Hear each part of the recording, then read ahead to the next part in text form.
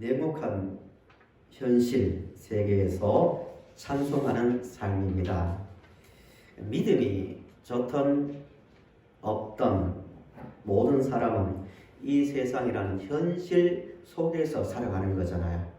그래서 현실은 참 냉혹합니다. 냉혹하다는 뜻이 차갑고 혹독하다는 뜻이지요. 아브라함도 믿음의 조상이라고 별명이 붙은 아브라함도 그 삶을 깊이 들어가 보면은 현실 세계에서 보는 많은 어려움을 겪었습니다.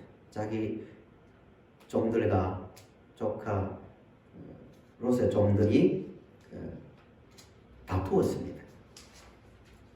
이게 간단한 문제 같지만 머리 아픈 문제거든요. 자기 집안에서 그런 다툼이 일어난다는 것.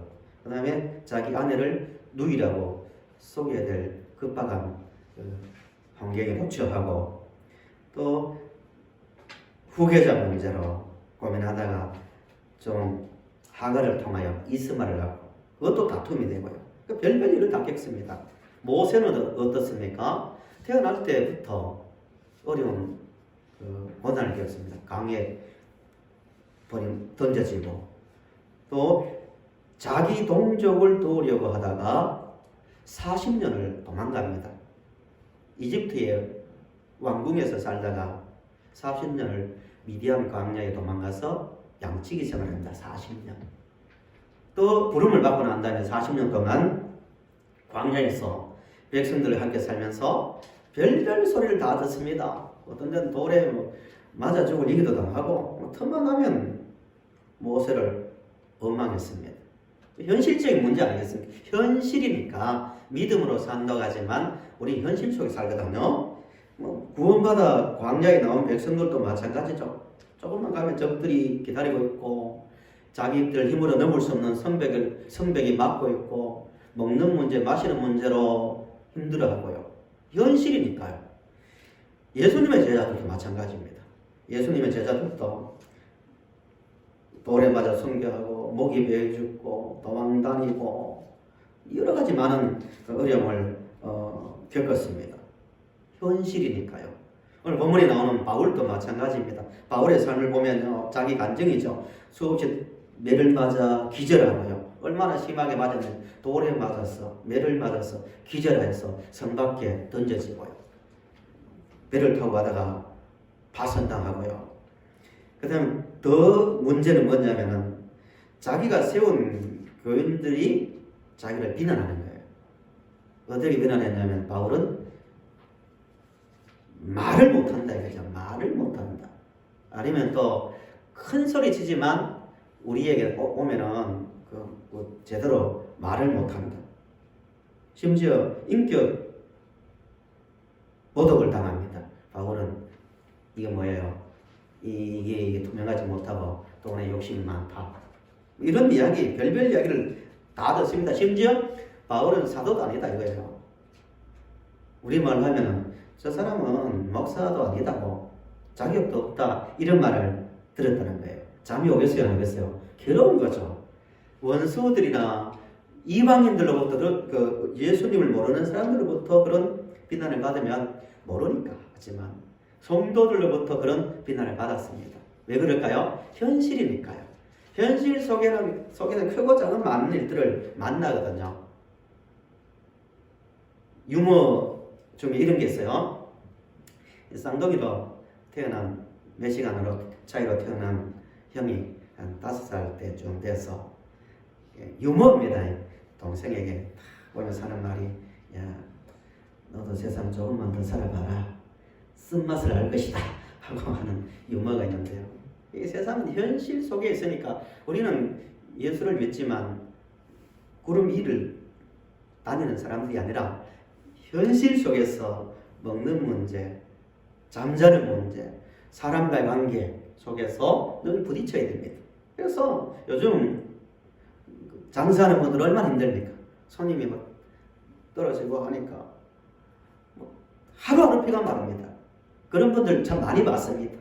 교회 나오지만 당장 나가면 부딪혀야 될 문제니까 얼마나 힘들겠어요. 현실이거든요. 물세가 밀리고 세금은 막 계속 날아 들어오고, 일반 회사 생활하는 분들은 마찬가지죠. 야, 정말 어떤 분들을 보면은 인격을 완전히 짓밟는 말을 듣고 대우를 받는 또 사람들도 있습니다. 대부분 겪는 문제잖아요.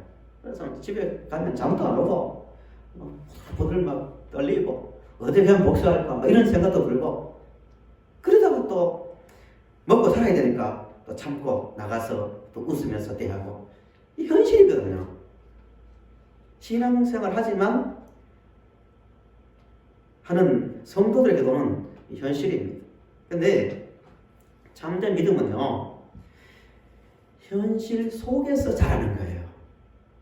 그런 많은 다양한 일들을 경험하면서 그 속에서 믿음이 생기고 성장하고 성숙해 가는 거예요. 현실을 예민하면 안 되는 거예요. 어떤 분들은 현실이 너무 힘드니까 술이나 마약 같은데 빠지잖아요. 힘드니까. 유명한 그룹의 회장이나 연예인들도 약품 이름이 잠 잘 오게 하는 거 프로 있죠, 그죠? 약품에 의지하는 거예요. 힘드니까. 기분 좋은데 그렇게 하겠어요? 스트레스 받으니까요. 이런 현실을 일순간에나마 벗어나보려고 또 피해보려고 하는 거 아니겠어요? 이성이 마비되면서 좀 이렇게 고통을 벗어나보려는 거 아니겠어요? 다양한 방법으로, 어떤 분들은 심지어 종교 도피가 있습니다. 종교 도피. 이거 잘 구별해야 됩니다. 무서운 거예요. 너무 힘드니까. 그 마음은 이해하지만 성경이 말하는 소망, 우리가 가진 그 소망 있잖아요. 약속의 소망 때문에 천국을 바라보고 힘있게 살아가는 것이 아니라 너무 힘드니까 괴로운 세상. 그래, 이건 운명이다. 세상에서 이렇게 살지만 이 다음 세상에서 잘 살아보자. 이거 종교 도피입니다. 이건 성경이 가르치는 그 믿음이 아닙니다. 올바른 태도가 아닙니다. 매일 살아가는데 우리가 정말 이 냉혹한 현실 속에서 자유인으로, 그야말로 믿는 자로서 살아가려면 어떻게 해야 되는지를 오늘 보면 이 빌립보에서 일어난 일들을 보면서 배우려 합니다. 이 말씀을 통해서요, 성도님들이 비록 이 우리가 살아가야 할 현실은 냉혹하지만 본문을 통해서 정말 이 세상을 넘어선 찬송하는 삶, 기쁨의 삶을 살아갈 수 있기를 간절히 바랍니다. 배경을 잠시 보셔야 돼요. 바울과 동역자 이 실라가 있습니다. 바울과 실라가 빌립보에 갔어요. 빌립보에 가서 귀신 들린 여자를 고쳐줍니다. 그 일 때문에 감사합니다, 칭찬, 고마움의 인사를 받는 것이 아니라 귀신 들린 사람을 이용해서 점을 쳐서 막대한 돈을 벌어들이는 이 주인들이 있었습니다. 이 점 산업이 그때나 지금이나 참 엄청나게 확산되는 이유가 인간 불안하니까요. 미래에 대한 어떤 알아보려는 욕망이 있는 거죠. 근데 귀신이 쫓겨나가니까 점이 안 되니까 이 주인들이 화가 나가지고 선동을 하는 거죠. 고발합니다. 가서 빌립보 장터에 가서 관리에게 고발해서 죽도록 매를 맞고, 죽지 않을 만큼 매를 맞고 감옥에 갇힙니다. 깊은 감옥에 두 손과 두 발이 착고에 채워져서 감옥에 갇히는데, 밤에 한밤중에 바울과 실라가 찬송을 하는 거예요. 찬송을 하는데 지진이 일어나가지고, 기적이죠, 기적. 땅이 갈라지고 옥문이 열리고 정도의 큰 지진이 일어난 것 같아요. 간수가 자다가 놀라가지고 자결하려고 하는데 보니까 바울과 실라가 도망을 가지 않고 그대로 있는 거예요. 큰 소리 치면서 오히려 바울과 실라가 그러지 말라고, 우리 여기 있다. 이게 본문의 내용입니다. 어떻게 바울과 실라가 정말 냉혹한 현실이잖아요. 깊은 감옥, 물도 없는 깊은 감옥에 들어가서 손과 발이 착고에 채워졌대. 저도 옛날에 팔이 하나 골절돼가지고요. 이게 이 기부스를 하면 안 되지. 뭐라죠? 예, 여기도 묶어 나왔습니다. 했는데 얼마나 불편하든지요. 세수를 하려고 해도 그렇고 화장실을 하려고 해도 너무나 불편한 거예요. 근데 갑자기 자기가 잘못한 것도 없는데 매를 맞고 옷이 찢겨진 상태에서 깊은 감옥에 두 발과 손목이 채워져 있는 거예요. 답답하겠죠? 근데 한밤중에 찬송을 했대요. 얼마나 찬송이 은혜로웠는지 같이 가짜있던 제수들이 오늘을 보는 그렇습니다. 귀를 기울여서 들었대요. 어떻게 말입니다. 어떻게 냉혹한 그 현실에서 그런 찬송을 부를 수 있었는가? 그런 기쁨의 노래를 할 수 있었는가를 생각해 보자고요. 우리도 냉혹한 현실 속에 살고 있고 살아갈 것인데요. 그 믿음을 가져야 될 거 아니겠어요? 크게 보면 두 가지 원인이 있습니다. 첫째는 이들은 바울과 실라는 그 순간에도 성령 하나님께서 인도하고 있다는 확신이 있습니다. 한번 따라하실까요? 성령 하나님의 인도에 대한 확신. 예, 그 확신이 있었어요. 빌립보까지 오게 된 배경을 잠시 한번 보실까요? 성령 하나님께서 어떻게 인도하시는가를 한번 보자는 거예요. 바울과 실라가요, 심하게 바나바라는 사람하고 다툽니다. 아주 심하게. 15장 39절에 나옵니다. 둘 다 훌륭한 교회의 지도자고 인격자들입니다. 왜 심하게 다투었냐면은 바나바는 마가라는 요한입니다. 요한을 전도 여행에 데리고 가자. 이게 바나바의 주장이고 바울은 안 된다 이거예요. 마가는 자격이 없다고. 그 이유가 있습니다. 1차 전도 여행 때 1차 때 지금의 이제 소아시아 지역입니다. 아시아가 원래 터키 한 지역의 이름입니다. 그래서 터키 지역으로 전도를 가다가 다른 1차 때 전도하는데 마가가 어느 순간에 너무 힘든 거예요. 그러니까 난 돌아가겠다고 돌아가 버렸어요. 중도 포기죠.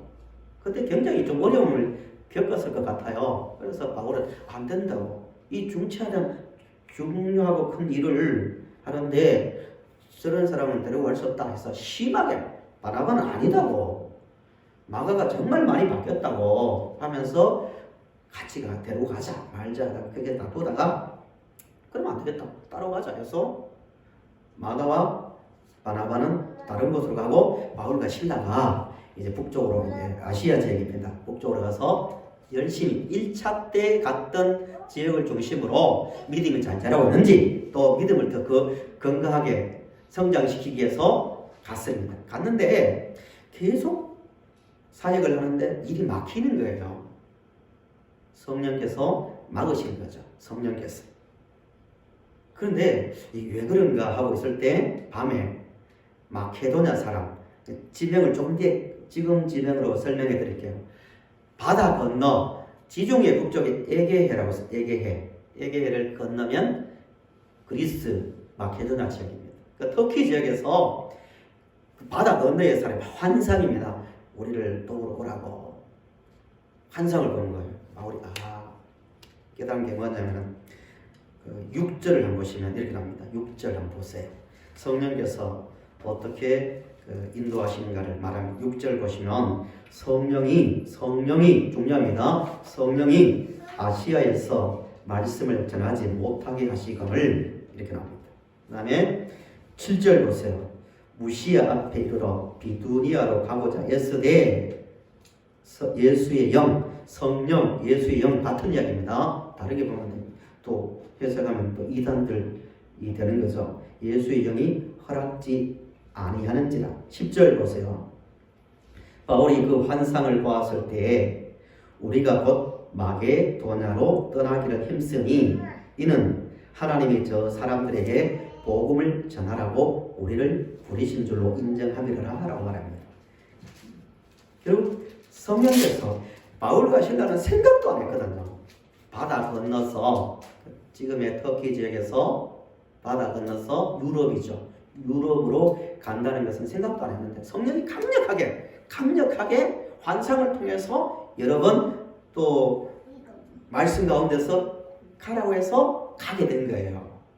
갔는데 전혀 상반된 두 가지 일을 경험합니다. 성령께서 가라고 해서 갔는데 전혀 다른 이야기를 경험하는데, 첫째는 두 여자를 통해서 전혀 다른 일을 경험하는, 첫째가 뭐냐면 빌립보에 갑니다. 이제 배를 타고 사모드라게로 가서 또 육지에 도착해서 걸어서 빌립보 지역에 가는데, 그 지역을 보니까 유대인들이 별로 없는 거예요. 유대인 남자 10명이 되어야 회당을 만든다. 회당. 성전이 무너진 다음에 포로 시기 때 유대인들이 교육 장소로서 신앙의 장소의 중심으로 회당이 있습니다. 지금 이제 교회로 이제 된 거죠. 회당에 갔는데 회당이 찾았는데 회당이 없었던가 봐요. 유대인 남자 10명도 안 되는 지역이란 말입니다. 그래서 기도처가 있는가 강가로 갔습니다. 유대인들은 주로 강가에서 많이 모였던 것 같아요. 갔는데 수일을 빌립보 성에 갔다 하면 수일을 지났는데도 별 일이 없는 거예요. 그러다 어느 날 루디아라는 여자를 만납니다. 하나님의 인도, 성령 하나님 인도죠. 처음 가는 지역이에요. 바다 건너 아시아에서 유럽에 갔는데 그 시간에 그 여자를 만난 거예요. 루디아가 누구냐면은 자주 옷감 장사예요. 그 당시에로서는 최고급, 아무나 다룰 수 없는 왕족이나 귀족이 입는 옷들입니다. 굉장히 유력한 기업가라고 할 수 있죠. 루디아를 만났는데 뭐라고 말하냐면 성경에 14절을 한번 보세요. 14절 가지고 있는 성경을 보세요. 주께서 어떻게 했다고요? 마음을 열었대요. 마음을 열어 바울의 말을 듣게 했대요. 성령이 인도해서 루디아를 만나게 했고 루디아의 마음을 열어주는 거예요. 그 말씀을 받아들이는 거예요. 예수를 믿었다는 거예요. 그래서 루디아가 강건합니다. 제발 우리 전도팀들 우리 집에서 거하면서 전도를 하시라고. 얼마나 은혜롭습니까? 처음 가는 지역인데 유력한 사람을 만나고 성령이 마음의 문을 열어서 예수를 믿게 하고 거기에 전도센터를 만들어주는 거예요. 할렐루야죠. 우리가 그런 일을 경험하면 맞다. 성령께서 지금도 우리와 함께 하시는구나. 성령께서 우리를 도우시는구나 하고 할렐루야 했겠죠. 근데 조금 있다가 전도하는 중에 귀신 들린 여자를 만납니다. 전혀 다른 이야기죠. 귀신 들린 여자를 만났는데 바울이 귀신 들린 여자를 고쳐줍니다. 귀신을 쫓아내는 거죠. 그 일로 인해서 귀신의 주인들이 화가 난 거예요. 자기의 뭐가 끊어지니까요. 소득이 없으니까 점치는 사람이 정말 돈을 많이 벌어들인대요. 사람들이 막 지금도 마찬가지로. 그러니까 화가 나가지고 바울과 실라를 고발하는데 어떻게 고발하냐 하면은 로마 사람인 중요한 내용입니다. 21절을 보세요. 그 사람들이 어떻게 고발하는가를 유의해서 보십시오. 로마 사람인 우리가 받지도 못하고 행하지도 못할 풍속을 전한다라고 말합니다. 왜 이 이야기를 했는가 중요합니다. 빌립보가 어떤 도시인지를 잘 이해를 해야 돼요. 그 사탄이 지금 드리려는 말씀은 사탄이에요. 우리 주위에는 성도들이 항상 생각해야 됩니다. 성령께서도 우리와 가까이 있지만 사탄도 항상 영적 존재잖아요. 우리 가까이에서 우리의 믿음을 흔들려고 끊임없이 접근해 옵니다. 사탄이 얼마나 부정적인 면에서 지혜롭고 치밀한지를 볼 수 있는 그 내용입니다. 딱 선동하는데 어떻게 선동해서 고발하냐면은 로마 사람들이 받지도 못하는 풍속을 전한대요. 왜 이 말을 했냐면 빌립보가 로마가 유럽의 빌립보이면 서쪽에 있습니다. 로마가 지중해를 다 지배했잖아요. 동쪽의 영향력을 강화시키기 위해서 빌립보를 인위적으로 키운 도시입니다. 로마의 퇴역한 장군들 또 유력한 자들을 이주시켜서 세금 혜택도 주고 해서 이 당시 의학대학도 있었습니다. 의과대학도 있었단 말입니다. 그래서 사상적으로 문화적으로 많이 지원해서 빌립보가 로마인의 자부심을 갖게 하도록 만들었습니다. 그래서 12절에도 그런 말 나오죠. 거기서 빌립보 이르니 이는 마게도냐 지방의 첫 성이요 또 로마의 식민지라고 고집을 합니다.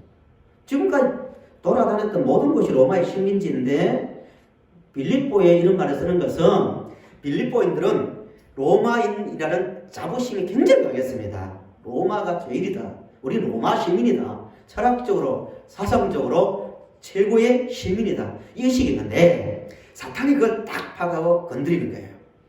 로마 사람이 받지도 못하고 전하지도 못하고 이해 못하는 풍속을 전한다고 하니까 일제히 달려들어서 고발하고 일제히 달려 채찍으로 바울을 때리고 감옥에 가둔 거예요. 조심해야 됩니다. 우리가 신앙생활 하는데요.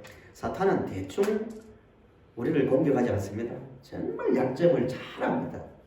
논리를 가지고 철저한 이론을 가지고 합리적 어떤 근거를 가지고 흔들 수 있습니다.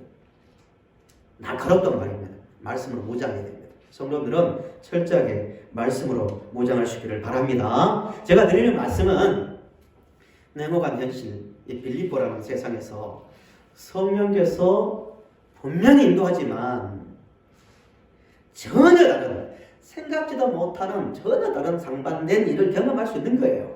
그때도 우리는 뭘 믿어야 됩니까? 지금도 성령께서 우리를 인도하신다는 것을 믿어야 됩니다. 아멘이죠? 신앙생활 조금 잘못하면 내 기준으로 쉽게 결정합니다. 판단한단 말입니다. 루디아를 만나면 이야 정말 신기하다. 역시 하나님은 세밀하게 우리를 인도하신다 할렐루야 하지만 자기가 좋은 일 하다가 억울하게 매를 맞고 감옥에 맞지고 갇히고 또 피를 흘리면서 고통당하면 도대체 성령은 나를 인도하고 있는 건 맞는가? 내 인생을 정말 인도하고 있는가? 이렇게 판단하기 쉽다는 거예요. 그러지 말라는 거예요. 판단의 기준은 하나님께 있는 거예요. 인도한다, 인도하지 않는다. 내 기준을 가지고 판단하면 안 된다는 거예요. 양쪽 다 하나님께서 인도하신다는 사실을 믿으시기를 간절히 바랍니다. 그 가운데서 감옥에 갇혔는데 얼마나 억울하고 고통스럽겠어요. 인간적 생각은. 그런데 바울과 실라가 한 일이 뭐냐면 24절, 25절을 우리 성도들이 크게 읽어보시겠습니다. 같이 읽어보실까요? 시작.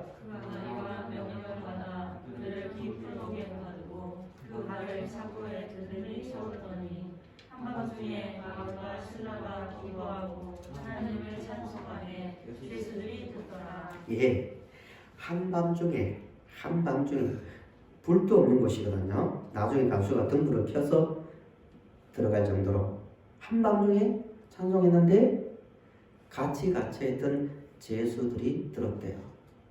감동을 받았다는 거죠. 쉽게 말하면 시끄럽다 하고 이렇게 하는 게 아니라 들었대요. 우리 자신을 한번 돌아보셔야 됩니다. 내 입에서 나오는 말들로 인해서 우리 주변에 있는 사람들이 어떻게 그 말을 듣고 영향을 받고 있는가? 우리의 현 주소입니다.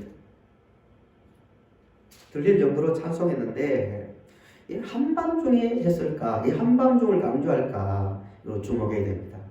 일반 여러 책을 보니까 한밤중은 상징적으로 고난의 밤이다.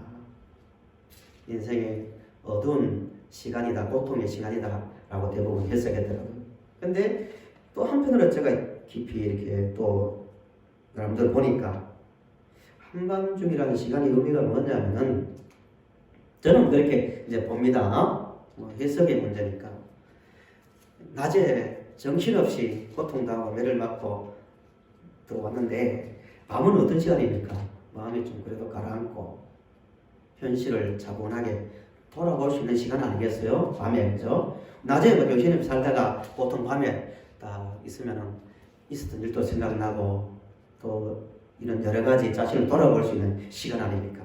바울과 실라가 아마도 차분하게 우리가 왜 이런 일을 당해야 했는가, 왜 여기에 들어와 있는가를 저는 생각했다고 봅니다.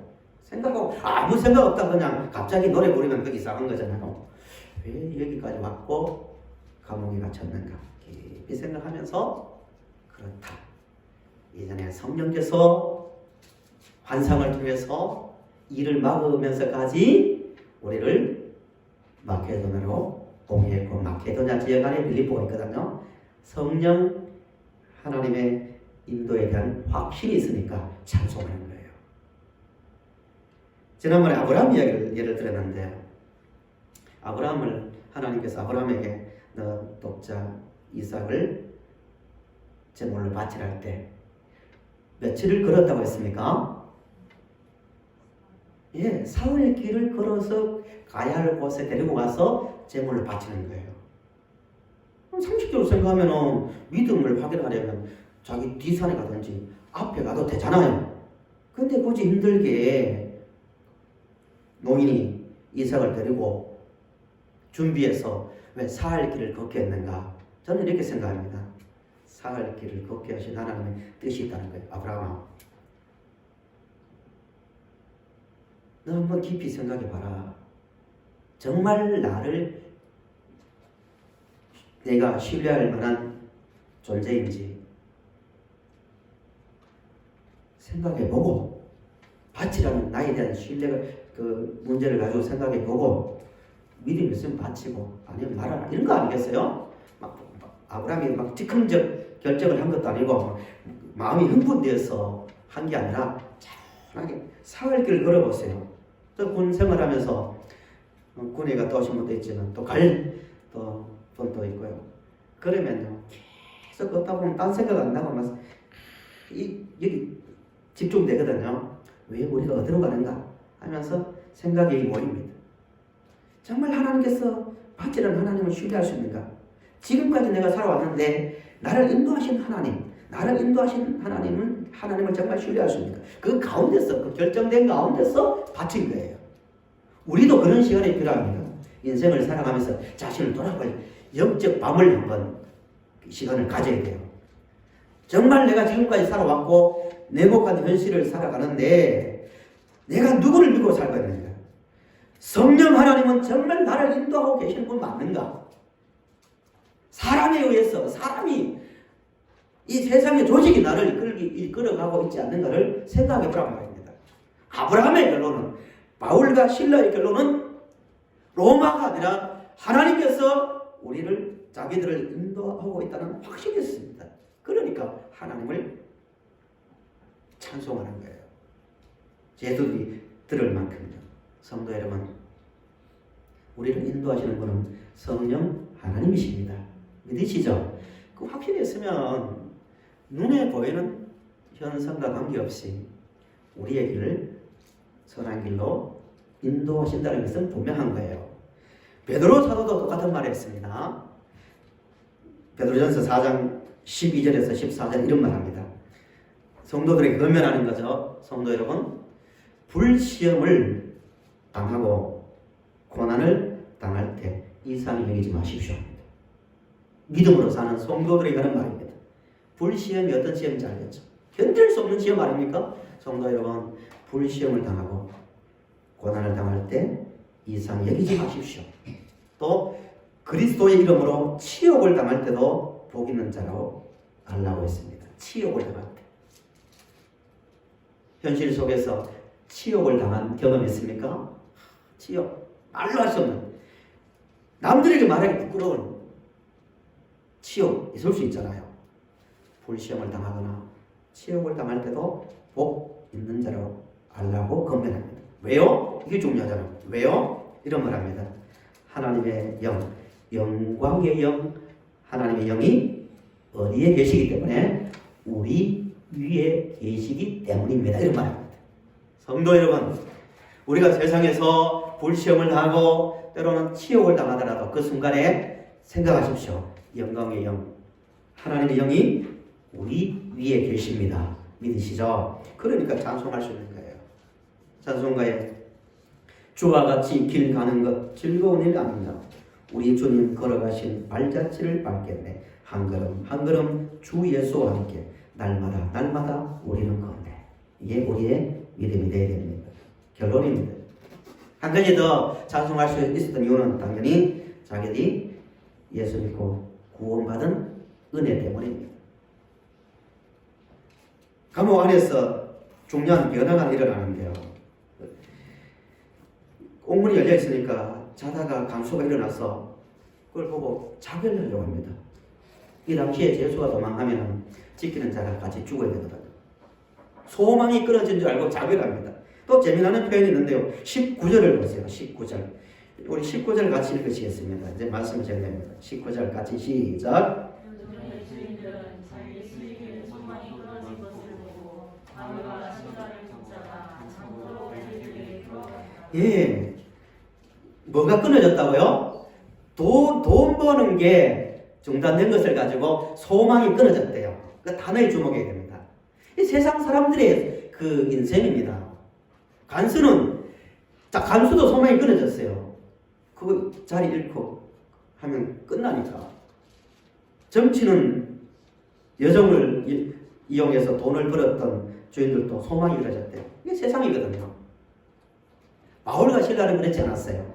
바울과 실라는 항상 하는 말이 예수 안에서. 예수 안에서. 이 말은 여러분 예수 믿고 난 다음에 우리가 받은 것을 생각해 보라는 거예요. 진짜 소망이 있다는 거예요. 진짜 소망. 그러니까 감옥에 안에 있던 밖에 있던 착고에 처했던 인생을 살면서 내 힘으로 아무것도 할 수 없을 것 같은 환경에 잡혀 있더라도 문제가 되지 않는다는 거예요. 이게 예수 안에서입니다. 자살하려고 했던 간수가 그 밤에 예수를 믿고 난 다음에 어떻게 됩니까? 은혜를 받으니까 이전에는 전혀 무관심했던 바울과 실라가 맞아 죽던 감옥 속에서 죽던 관계없이 무관심하고 잠만 잤던 사람이 이제는 그들의 아픔이 보이는 거예요. 상처를 씻어주고 씻겨주고 같이 밥을 먹습니다. 그러면서 결론이 어떻게 말하냐면 33절 34절 보세요. 그 밤 그 시각에 간수가 그들을 데려다가 그 맞은 자리를 씻어주고 자기와 온 가족이 다 세례를 받아 놓음 같이 34절 시작. 그들을 데리고 자기 집에 올라가서 음식을 차려주고 그와 온 집안이 하나님을 믿음으로 크게 기뻐하니라. 예, 하나님을 믿었다는 이유 때문에 크게 기뻐한대요. 같은 그 밤 그 시각에 자결하려고 했던 사람이 딱 한 가지입니다. 하나님을 믿으니까 그 하나의 이유 때문에 그냥 기뻐하는 게 아니라 크게 기뻐했대요. 왜? 예수를 통하여 구원받은 나를 보니까 냉혹한 현실 속에서 내일도 똑같은 환경 속에서 살아야 되지만 흔들리지 않는 소망, 세상에서 얻을 수 없는 그 예수를 통해서 주어진 소망을 생각하니까 너무 기쁜 거예요. 이게 교회의 기쁨이 되어야 되고 우리의 기쁨이 되어야 됩니다. 성도는요, 눈에서 항상 두 눈물이 나와야 돼요. 그래도 지금 일부러 울지는 마시고요. 하나는 내가 구원받았다니, 내가 구원을 받았다니 눈물이 나와야 되고요. 또 하나는 사명의 눈물이 있어야 돼요. 나 같은 사람이 뭔데 저 사람들은 저는 돈이 소망이고 세상의 직업이 소망인데 우리는 예수님 때문에 감옥에 들어올 수 있고 굶을 수도 있고 채찍에 맞을 수 있다니 나 같은 사람을 사용하네. 감사의 눈물이 있어야 돼요. 바울과 실라가 그랬다는 거예요. 그래서 감옥 속에서도 자정할 수 있는 거예요. 결론 두 가지입니다. 성도 여러분, 평생을 살면서 두 가지를 확실히 잡아야 됩니다. 하나는 하나님의 영이, 성령이 우리 위에 머물고 있다는 사실을 기억하며 사시기 바랍니다. 평생을 인도할 겁니다. 냉혹한 현실로 또 만날 거예요. 치욕을 당할 수도 있습니다. 불시험을 당할 수도 있습니다. 그러나 그 순간에도 우리 하나님은, 성령 하나님은 우리 위에 머물고 계시고, 또 하나는 우리는 현실 속에 살지만 예수 안에서 구원받은 백성으로서 살고 있는 겁니다. 그 기쁨을 가지고 항상 크게 기뻐하며 살아가는 우리 성도님들이 다 되시기를 간절히 바랍니다.